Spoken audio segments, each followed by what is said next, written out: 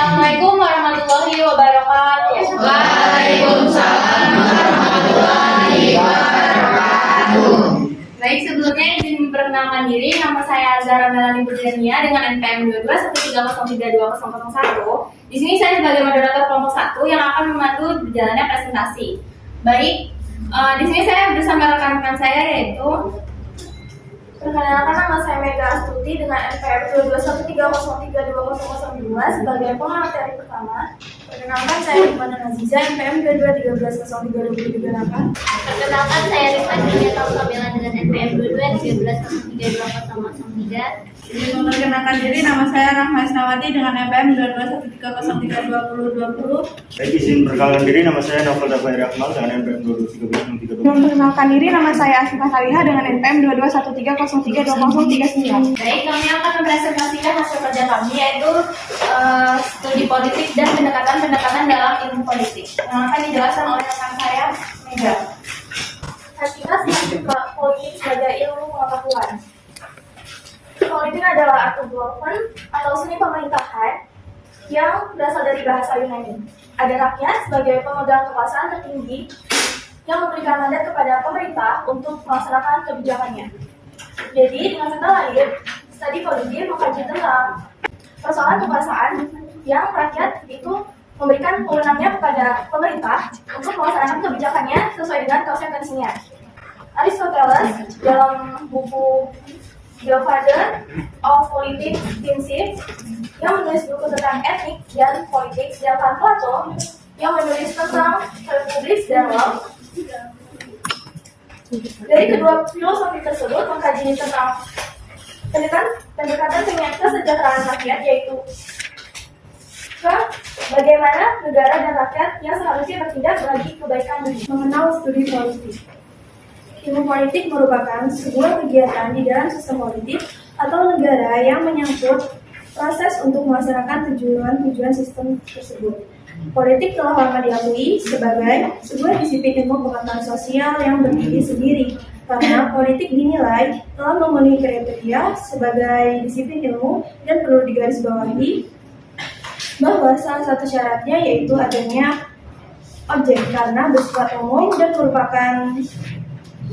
merupakan topik yang dibahas secara global tentang pokok persoalan atau subject matter.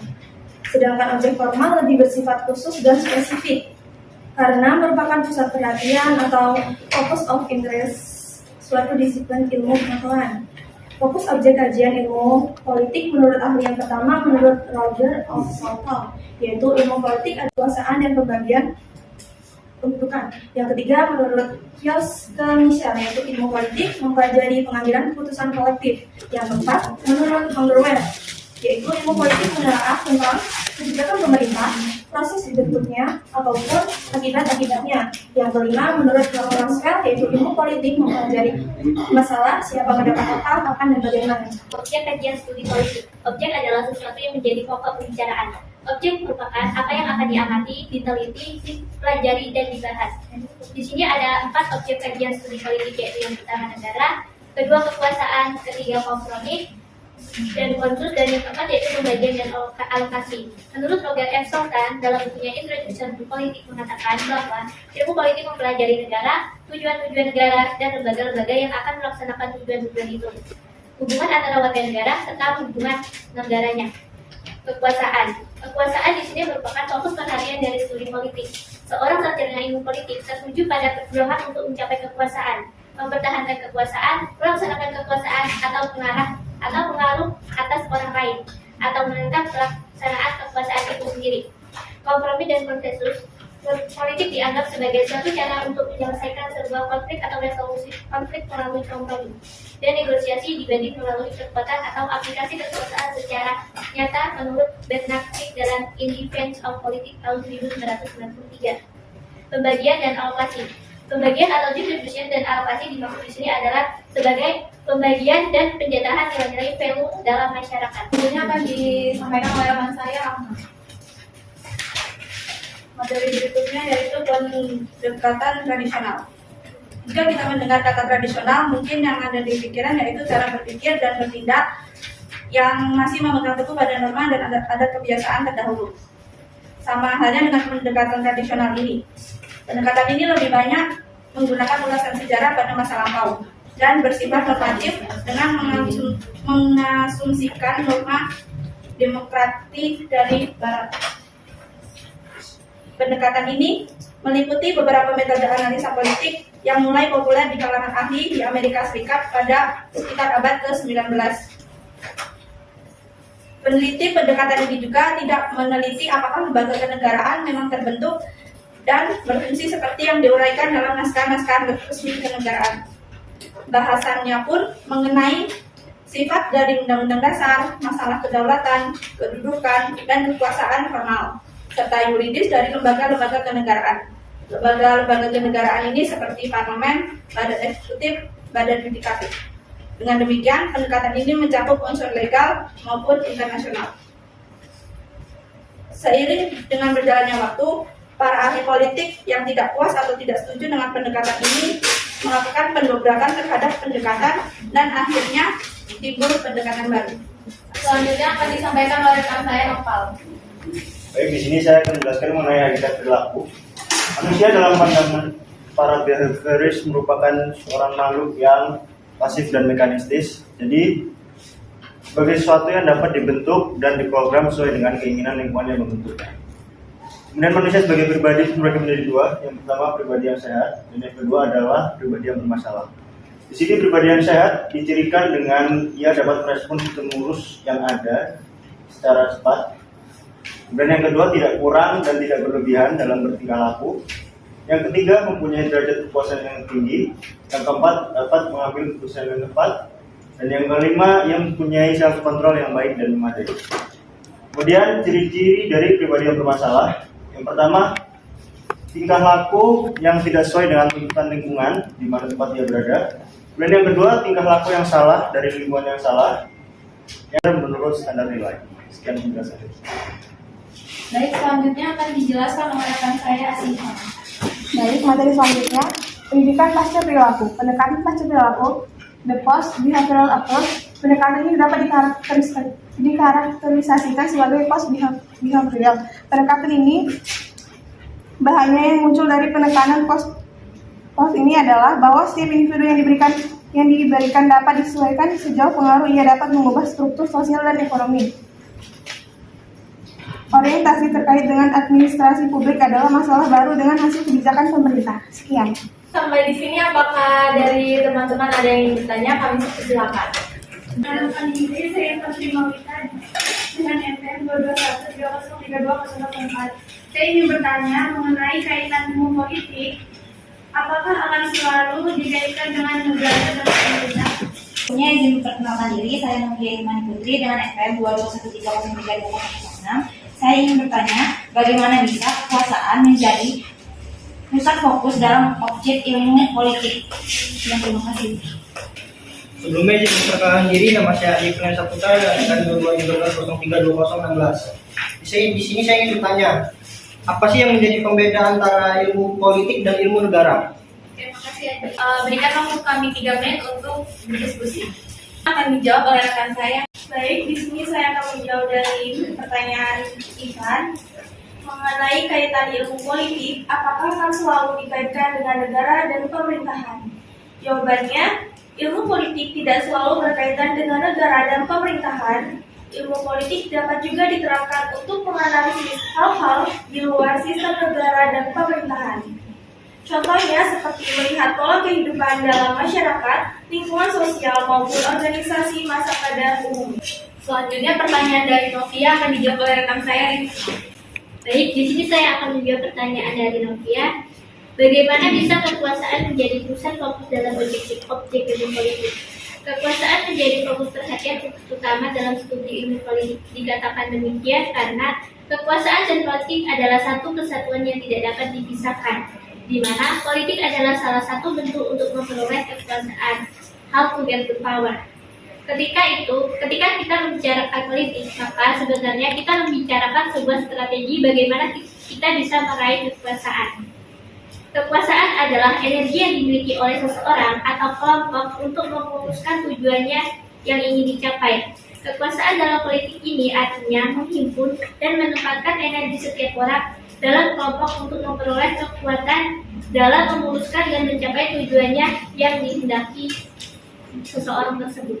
Jadi dari pertanyaan pertama dan kedua, apakah teman-teman ada yang ingin menanggapi atau menambahkan?